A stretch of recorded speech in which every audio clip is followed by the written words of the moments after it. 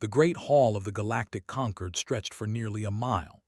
Thousands of seats rose in circles around a central platform where representatives from 42 spacefaring species gathered to decide the fate of the galaxy. Light from distant stars filtered through crystal windows, casting strange shadows across alien faces. Some had scales, some had feathers, some had no faces at all. And in one small corner, sitting in seats that were slightly too small and positioned slightly too far from the center, sat the human delegation. Ambassador had served humanity for 23 years. She had gray in her dark hair now, lines around her eyes that hadn't been there when she started. She remembered her first day in this hall, full of hope and excitement. Humanity had finally joined the galactic community. They were no longer alone in the universe. Surely, she had thought, this was the beginning of something wonderful. She had been very young then, and very foolish. The representative was speaking now. His body clicked and buzzed as translators converted his words into sounds the other species could understand. He was tall, covered in hard black armor that was part of his body, with 4 arms and eyes that reflected light like dark mirrors. The human colonies on 442b, TRAPPIST-7c, and 667d were established illegally, he declared. Our surveys show these worlds belong to the Dominion. The humans must leave. Stood, point of order. Those colonies have existed for 60 years. They never claimed those worlds until they saw what we built there. The council speaker, a massive creature that looked like a floating jellyfish, pulsed with soft blue light. The human representative will wait for recognition before speaking. I've been waiting for recognition for 3 hours. Laughter rippled through the hall, not kind laughter, the sound of amusement at something small and foolish. The speaker ignored her. The claim is recognized. Human colonies will evacuate within 30 standard days. Felt her hands shake, not with fear, with something older, something her species had worked very hard to control. There are 47,000 people on those worlds, families, children, you can't just. The matter is decided. She stood there for a long moment looking at the faces around her. Some wouldn't meet her eyes, others seemed bored, a few were smiling. The representative's mandibles clicked in what she knew was satisfaction. Humanity had been part of the Concord for 130 years. In that time they had followed every rule, paid every tax, even the unfair ones that other species didn't have to pay, accepted the worst territories, the most dangerous trade routes, the smallest voice in every decision. They had done everything right. And still, the galaxy looked at them and saw only primitives, violent apes who had somehow stumbled into space travel, creatures to be tolerated, not respected. The evacuation began 2 weeks later, traveled to New Jakarta, the largest city on 442b, to oversee the process. She walked through streets that humans had built with their own hands, past schools and hospitals and parks where children played. All of it would be abandoned. All of it would be taken. A woman approached her. She was old, her face weathered by years under an alien sun. She held a photograph in her shaking hands. "My grandson," she said. "He was born here. This is the only home he knows. Where will we go?" Had no answer. There was nowhere to go. The transport ships were overcrowded. The refugee camps on Earth were already full from the last evacuation, and the one before that. Humanity kept building, and the galaxy kept taking. They arrived before the evacuation was complete. They claimed it was to assist with the transition. In reality, they came to watch, to make sure the humans understood who held the power. Something went wrong at a checkpoint. The details were never clear. A soldier, a human father trying to protect his daughter, shouting, confusion. When it was over, 2,300 humans were dead, crushed in the panic, shot by soldiers who claimed they were maintaining order. Filed a formal complaint with the Concord. She presented evidence, testimony, recordings. She demanded justice. The council ruled that they had acted within their rights as the legal owners of the territory. Humanity, they said, should be grateful that more hadn't died. Other species had faced worse consequences for resisting lawful claims. She returned to Earth on a transport ship filled with refugees. Nobody spoke. There was nothing to say. Outside the windows, stars burned cold and distant, indifferent to the suffering of the small creatures who lived beneath them. The United Terran Parliament met in Geneva, in a building that had stood for over 400 years, walked into the chamber and looked at the faces of humanity's leaders. Presidents, prime ministers, generals, scientists, the people who had guided their species through nuclear war, climate collapse, and the long climb back to civilization. They had seen humanity at its worst and its best. They had made hard decisions before. She removed her diplomatic credentials and placed them on the table. "They won't listen," she said. "They will never listen. We have spent 130 years proving that we deserve respect. We have shown patience when they showed us contempt. We have turned the other cheek until both cheeks were bloody. And still they see us as nothing, less than nothing." The room was silent. "I'm not telling you what to do," she continued. "I'm telling you that everything I've tried has failed. Every path I could see has led here to this moment, to the simple truth that the galaxy does not want humanity to be its equal. They want us to be its servants, its victims, its joke." The president of the Terran Collective, an old man named Samuel, leaned forward. "What are you suggesting?" "I'm not suggesting anything. I'm asking a question. How long do we keep pretending that patience will be rewarded? How long do we tolerate the intolerable?" Nobody answered, but saw something change in their eyes, a hardness. A decision being made in silence passed from one face to another without words. President stood. He walked to a panel on the wall and pressed his hand against it. A hidden drawer slid open. Inside was a single data chip covered in dust. "Prometheus contingency," he said quietly. "We created this 87 years ago, when we first realized what the galaxy truly thought of us. We hoped we would never need it. We prayed that humanity could find another way." He picked up the chip and looked at it for a long moment. "It seems our prayers were not answered." Watched as he inserted the chip into the main console. Files began to open. Plans that had been created in secret, maintained in silence, updated by generations of humans who never told anyone what they were preparing for. The galaxy thought it knew humanity.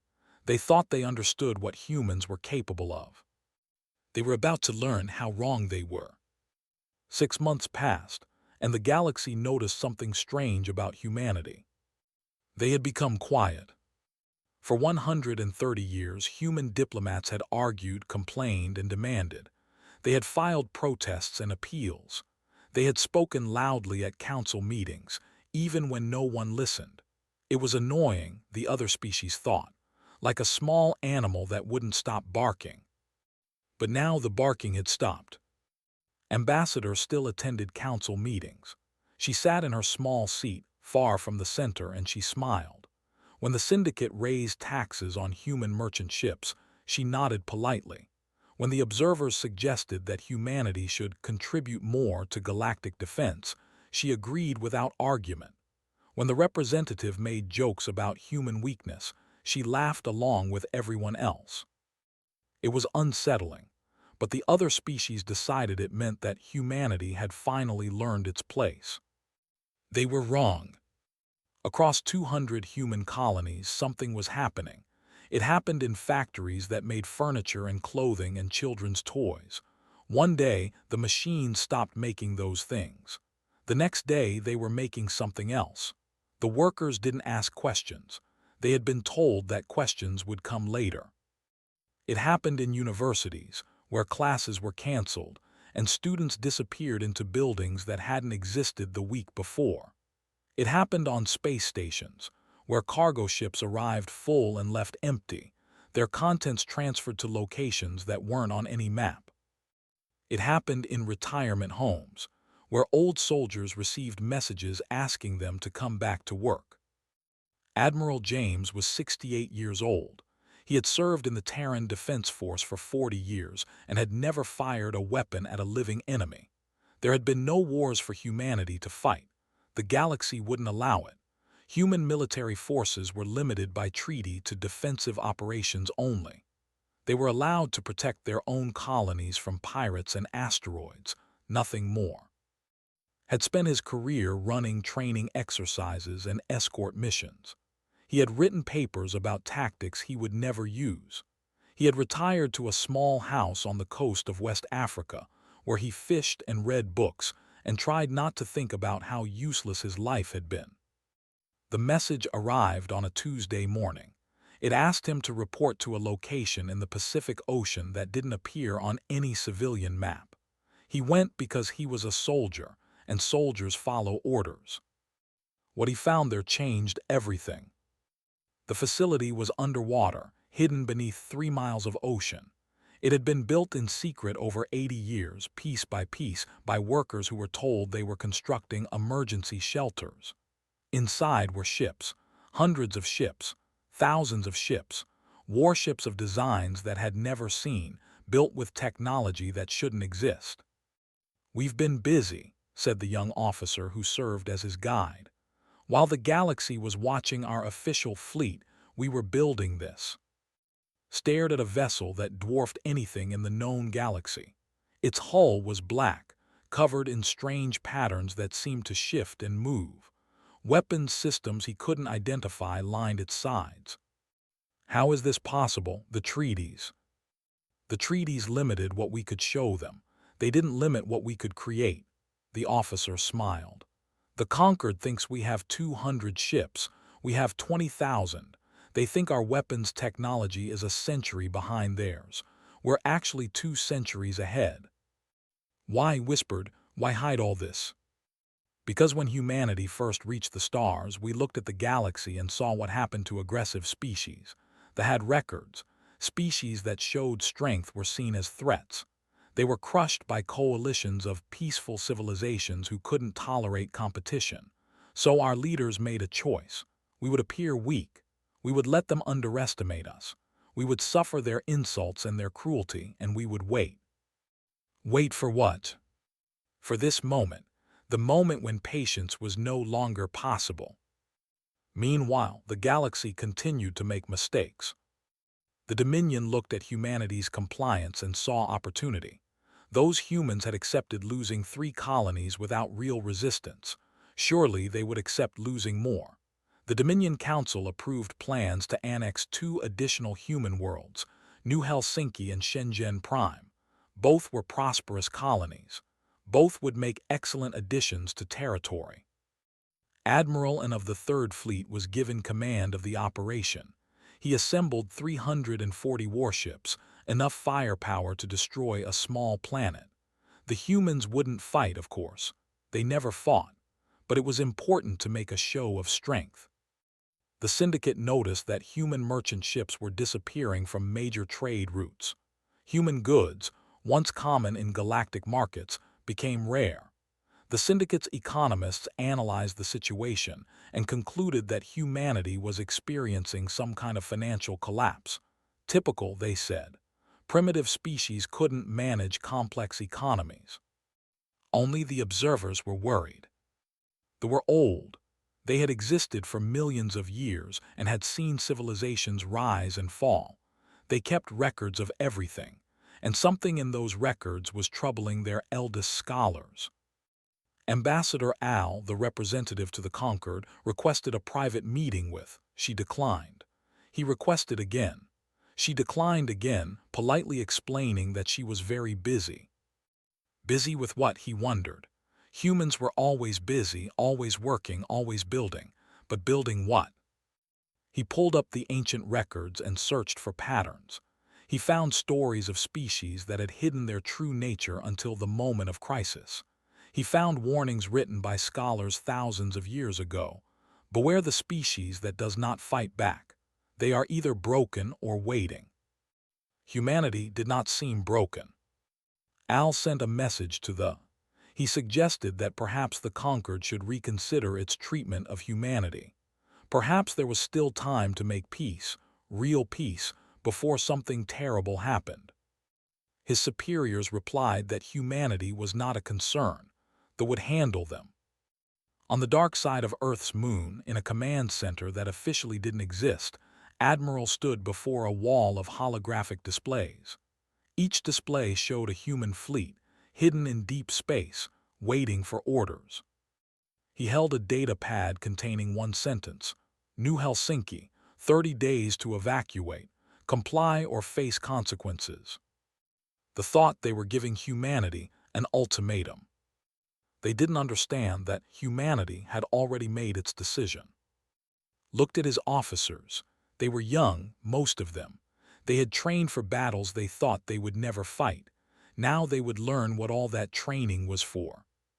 Signal all fleet commanders, he said. Operation Prometheus is active.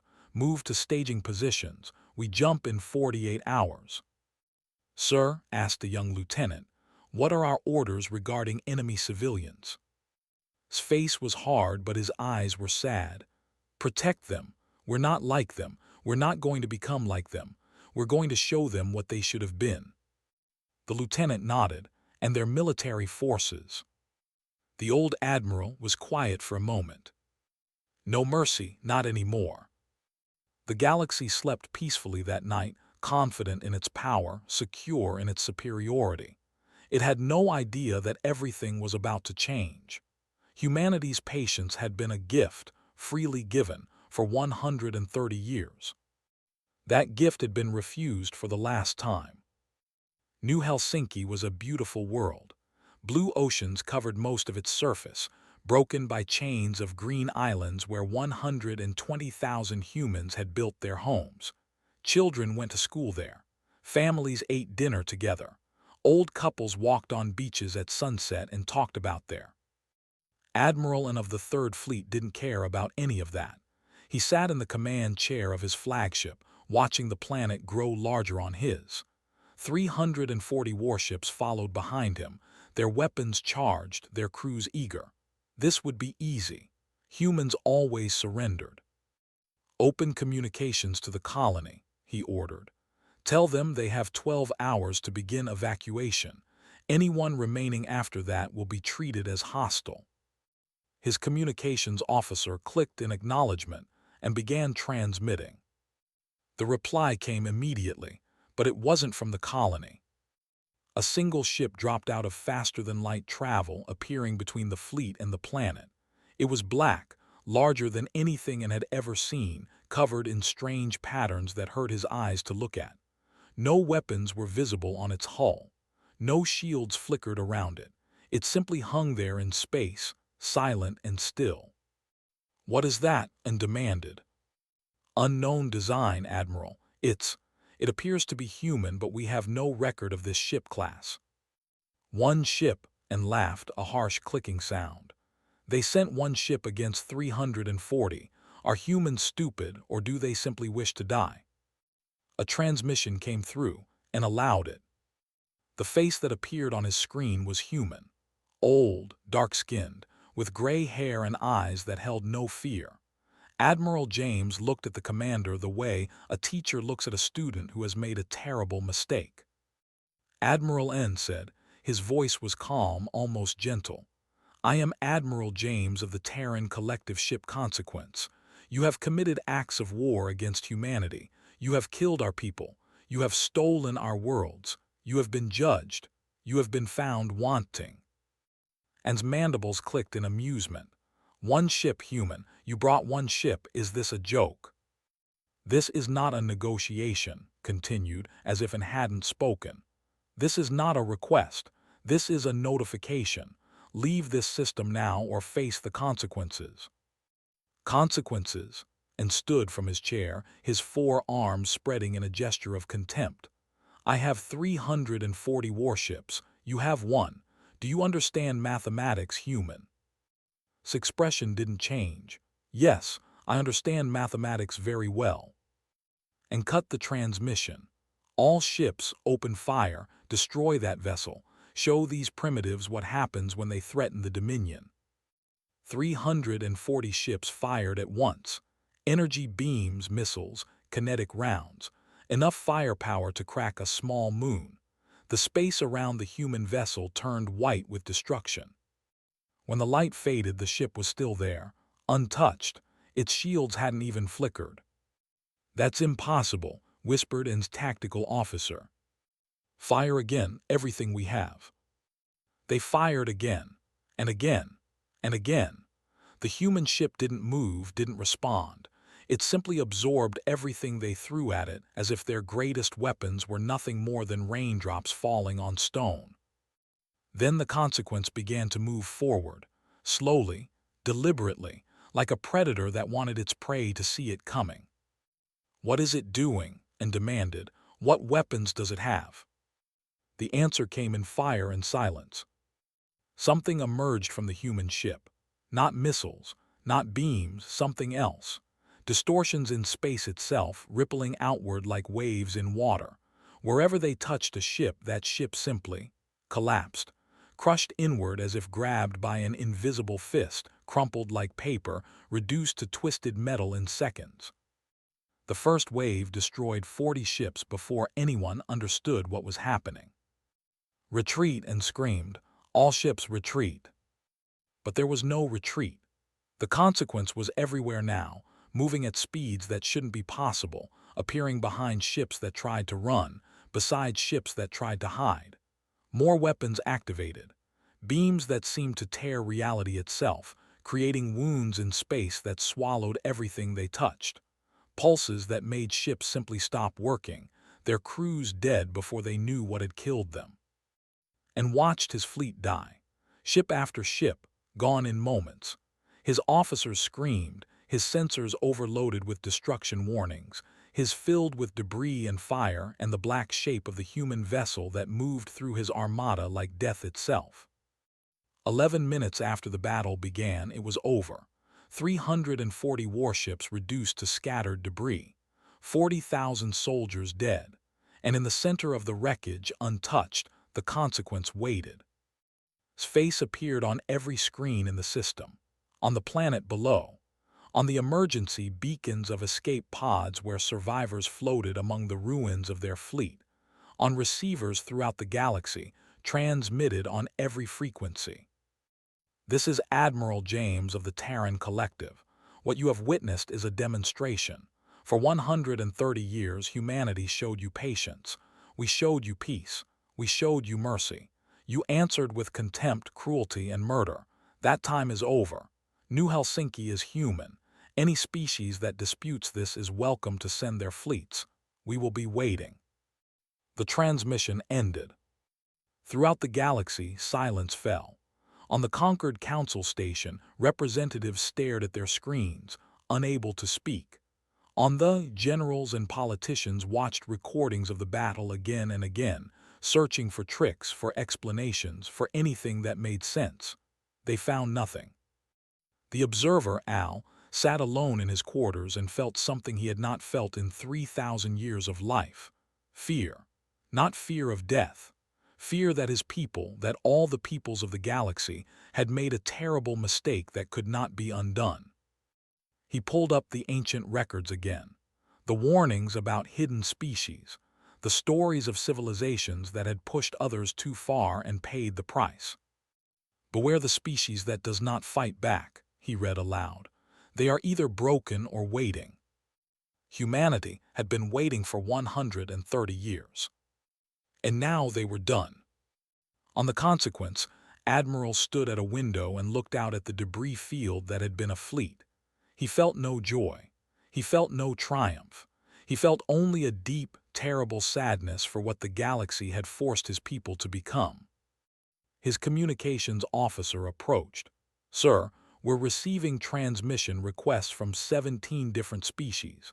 The Conquered Council is calling an emergency session. Ambassador is asking if you have any message for them." Was quiet for a long moment. "Tell the ambassador this. We gave them 130 years of peace. They gave us nothing but pain. Now they will understand what our peace was protecting them from." The officer nodded and left. Outside, the stars burned cold and bright. Somewhere out there, the rest of the galaxy was learning what humanity had always known, that the greatest strength is not the power to destroy, but the choice not to destroy. Humanity had made that choice for over a century. Now they were making a different choice. And no species in the galaxy was ready for what came next. The Dominion had ruled its sector of space for 10,000 years.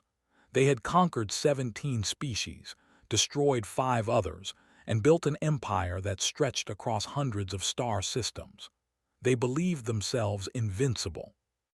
They learned otherwise in 60 days.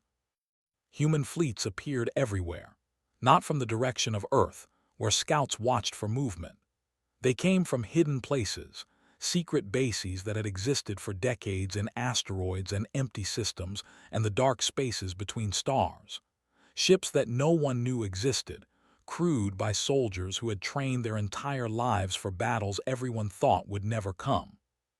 The military had 3,000 warships. The humans destroyed them all. It wasn't a war, it was surgery. Human forces didn't attack cities. They didn't bomb colonies. They didn't hurt civilians. They simply identified every military target in space and eliminated it with terrible precision. Defense stations gone. Weapons factories gone. Fleet bases gone. Anything that could be used to make war was found and destroyed, often before they even knew the humans were coming. The Grand Admiral of the fleet gathered his last ships for a final defense of the 200 vessels, everything that remained of their great armada. They formed a wall in space, ready to die protecting their people. 6 human ships arrived, just 6. The battle lasted 4 minutes. When it was over, they was surrounded by debris that had once been their last hope. On the planet below, billions looked up at the sky and waited to die. Their leaders had told them that humans were savages, monsters who would burn their cities and slaughter their children. This was what happened when you angered the primitive apes. But the fire never came. Instead, Admiral's voice came through every speaker on the planet. His words were translated into perfect, spoken calmly, without anger. People of the Dominion, we have destroyed your military because your military attacked our people. We have not harmed your civilians because your civilians are not our enemies. We are not what you were told we are. We are not monsters. We are not savages. We are simply people who were pushed too far. He paused. Your leaders must surrender. They must return our people who were displaced. They must pay for the damage they caused. They must accept our presence in your space for 50 years to ensure this never happens again. If they refuse, we will end your civilization, not with bombs and fire, but with silence. We will cut you off from the galaxy forever. No trade, no contact, no help. You will be alone until you die. The Supreme Commander appeared on screens across the galaxy, standing in the ruins of his command center. His usually proud posture was broken. His 4 arms hung limp at his sides. We surrender, he said. We accept all terms. On the conquered council station, the other species watched in shock and fear. For days after the Battle of New Helsinki, they had debated what to do. Some wanted to form a coalition against humanity. Others wanted to offer peace. A few wanted to pretend nothing had happened and hope the humans would calm down. Then they received the intelligence reports. Human forces had been moving throughout the galaxy, not attacking, not threatening, just positioning themselves near the trading hub, near every major species' most important systems. The ships simply sat there in deep space, visible on long-range sensors, impossible to ignore. The message was clear: you could be next. Ambassador stood before the conquered council for the first time in months. She looked different now. The tired frustration was gone from her face. In its place was something harder, something that made the other ambassadors uncomfortable to look at. I served humanity in this chamber for 23 years, she began. I followed your rules. I respected your traditions. I asked politely for justice when my people were murdered. I filed complaints when our colonies were stolen. I believed foolishly that if we were patient enough, good enough, peaceful enough, you would eventually treat us as equals. She let the silence stretch. I was wrong. You taught me that patience is meaningless to those who only respect power. You taught me that kindness is weakness to those who only understand cruelty. You taught me that no amount of good behavior will earn respect from those who have decided you don't deserve it. She walked slowly around the central platform, meeting the eyes of each ambassador in turn. Let me tell you about humanity. We almost destroyed ourselves. Nuclear weapons, climate collapse, diseases we made ourselves. We looked into the abyss of extinction and we survived. We survived by learning to control our worst instincts, by building systems to prevent our own violence, by choosing, every day, to be better than our nature demanded.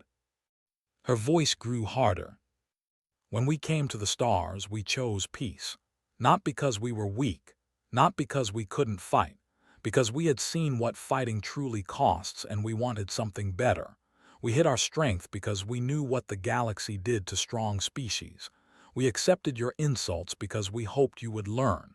We showed patience because we believed you could change. She stopped walking and faced the council directly. You didn't change, and now neither can we. The ambassador spoke up, his voice shaking. What do you want from us? Want, laughed a cold sound. We don't want anything from you. We're not asking for your permission anymore. We're not requesting your approval. We're not hoping you'll treat us fairly. Those days are over. Then what happens now? Considered the question. Now we build something new, the Terran Accords, a real alliance based on real equality. Species who want to join will be welcome. Species who don't will be left alone. But the old way, where humanity begged for scraps from your table, that way is dead. The ambassador, Al, rose slowly. He was old even by his species' long-lived standards, and he moved with the weight of ancient memory. I must ask, he said quietly, why didn't you destroy them completely? You had the power, they gave you reason enough. Why show mercy to those who showed you none? Was quiet for a long moment. Because we remember what it is to receive mercy. Because we know what we could become if we stop giving it. Though we'll live because we choose to let them live. Not because they deserve it, because we do. Al nodded slowly. I think I begin to understand. Your patience was not weakness. It was a leash you placed on yourselves, and now that leash is gone. Not gone, corrected, just longer. We will not become what we hate. We will not slaughter innocents. We will not build an empire of fear, but we will also not be victims anymore. The galaxy must find a new balance. We hope it will be a peaceful one. And if it isn't, turn to leave. At the door she paused and looked back. Then the galaxy will learn that what we showed there was restraint, and we have much more to show if restraint isn't enough. She walked out, leaving behind a chamber full of ambassadors who finally understood the truth. They had never known humanity at all. The species they had mocked and dismissed and tormented for over a century had been holding itself back the entire time. That was the most terrifying thing of all. Not that humanity was powerful, but that humanity had chosen not to use that power again and again while the galaxy hurt them. Until the galaxy went too far. And now the reckoning had come. 1 year after the surrender, the galaxy looked very different. The Terran Accords had grown beyond anything Ambassador had imagined. 17 species had applied for membership. Some were small civilizations that had suffered under the old conquered, just like humanity. Others were larger powers who had watched what happened to thee and decided that standing with humanity was safer than standing against them. But safety wasn't the only reason they came. The humans were rebuilding space, not as conquerors but as partners.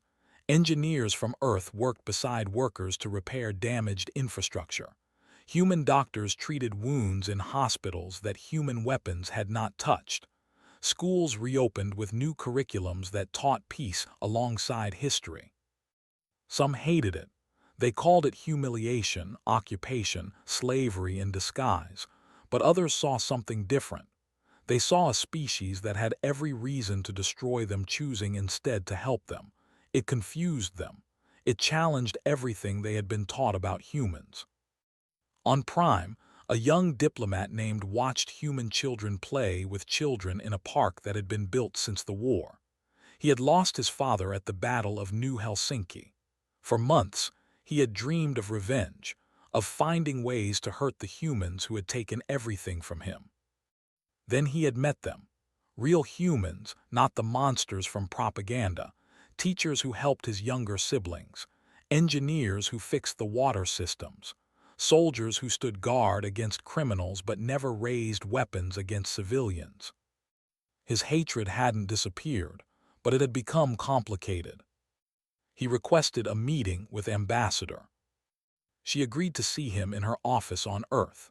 It was a small room overlooking the Atlantic Ocean, much smaller than the grand chambers of the Concord. Found this strange. The most powerful human in the galaxy worked in a room that his father's aide would have found beneath his dignity. "You're the son of Commander Ash," said when he entered. "He commanded the 3rd at New Helsinki." "Yes," his voice was tight. "Your ships killed him." "They didn't look away. I'm sorry." You ordered the attack." "I ordered the defense. Your father ordered the attack. He chose to fire on a human colony. He chose to refuse our warning. I wish he had made different choices, but those were his choices, not mine." Wanted to argue. He wanted to scream that she was wrong, that humans were the aggressors, that his people had done nothing to deserve what happened. But he couldn't. He had read the records. He knew the truth now, even if he didn't want to accept it. "Why did you agree to meet with me?" he asked instead. "Because you asked, because you're young, because I think you want to understand even if understanding hurts." She gestured to a chair. "Sit, talk to me, ask what you really came to ask." He sat. For a long moment he didn't speak. Then the question came out in a rush, the question that had been burning in him since the war ended. "Why didn't you destroy us? You could have. We would have destroyed you if our positions were reversed. Why did you show mercy to people who never showed it to you?" Leaned back in her chair and looked out the window. The ocean stretched to the horizon, blue and calm. "Before humans went to space," she said slowly, "we almost killed ourselves. Wars, weapons, hatred. We were very good at destruction. Some would say it was our greatest talent, but we survived because some of us learned to be better, to control the fire instead of being consumed by it." She turned back to him. "If we had destroyed your people, we would have become what we once were. Monsters, conquerors. The fire would have consumed us. We showed mercy because mercy is what separates us from our worst selves. Not because you deserved it, because we needed to give it." "Thought about this? That seems weak. My people would say it's weakness to spare your enemies." "Your people lost. Perhaps they don't understand strength as well as they think." The words stung, but couldn't deny their truth. "What happens now?" he asked. "To my people, to the galaxy?" "Now we try to build something better. Your people will be free when they've proven they won't repeat the past. The galaxy will learn to respect equality instead of power. It will take time. Generations, maybe. But humans are patient. We proved that." "Patient," repeated. "That's what frightens me most. Not your ships or your weapons. The fact that you waited so long, that you suffered so much and didn't strike back until we made it impossible not to." Smiled sadly. "You should be frightened. Every species should be. Not because we want to hurt them, but because they need to understand what we gave them for 130 years. Peace isn't free. Patience isn't endless. Every moment we didn't fight back was a gift. They wasted that gift. We won't let them forget what that cost." The meeting ended, but didn't leave Earth immediately. He spent weeks there, walking human cities, talking to human people, trying to understand the species that had defeated his civilization, and then helped rebuild it. He found a people by their own history, museums that showed humanity's wars, their genocides, their darkest moments, not hidden away in shame but displayed openly as warnings. This is what we were, the exhibit said. This is what we must never become again. He found schools where children learned about peace as a discipline, something that required practice and strength, not just good intentions. He found soldiers who trained constantly for wars they hoped never to fight. He found scientists who built weapons they prayed would never be used. And he began to understand. Humanity wasn't peaceful because they lacked the capacity for violence. They were peaceful because they had mastered it.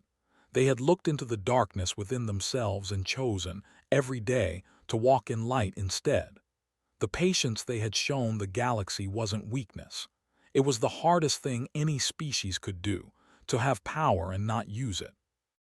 On his last day on Earth, requested one more meeting with. She met him in the park outside her office, where they walked among trees that humans had planted centuries ago. "I came here hating you," he admitted. "I wanted to find weakness, hypocrisy, something that would justify what my people thought about humans." "Did you find it?" "No, I found something worse. I found a species that could have ruled the galaxy through fear and chose not to. I found a species that suffered for over a century because they hoped other people could be better." He stopped walking and faced her. "Can you teach us to be patient like you were?"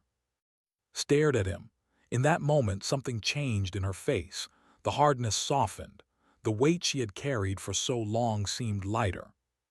"That's why we didn't destroy you," she said quietly. "We hoped someone would ask." Admiral James retired for the final time on a spring morning 2 years after the war. He gave his last address to the Terran Defense Force in a ceremony that was broadcast across all human worlds and many others. "We didn't want this," he said. "Every battle we fought was a battle we tried to avoid. Every ship we destroyed was a ship we wished had stayed home. We became warriors because the galaxy left us no choice.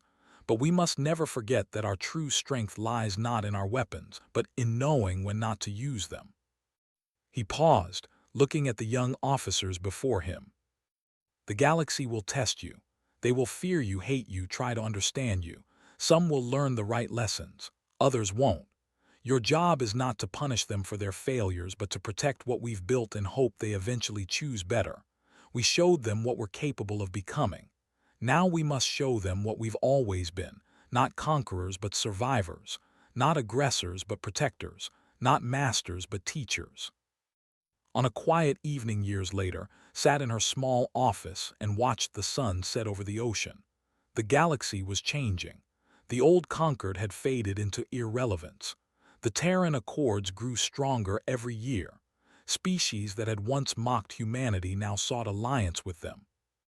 She thought about all the years of insults and dismissals, all the times she had stood in the council chamber and been ignored, all the patience she had shown that had seemed to lead nowhere. It had led somewhere, just not where she expected. The galaxy had spent centuries assuming that humanity's tolerance was weakness, their diplomacy was cowardice, their restraint was inability. They learned too late that every moment of patience was a gift humanity chose to give. And gifts, once rejected, are rarely offered again. Humanity had shown the galaxy what they were capable of becoming. Now the galaxy would learn what they had always been, a species that had mastered its own fire, not by putting it out, but by learning to control it. A species that had earned peace through suffering and would protect that peace with everything they had. The galaxy had feared human violence. They should have feared human patience. Because patience, pushed past its breaking point, becomes something far more terrible than rage. It becomes certainty. And certain humans were something the galaxy could never withstand.